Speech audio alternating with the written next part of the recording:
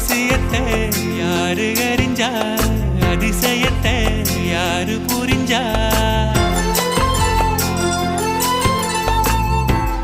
வெதக்கிற கைதானே மலர் பறிக்குது தினந்தோறும். மலர் தொடுக்க நாறு எடுத்து யார் தொடுத்தா மாலையாச்சு.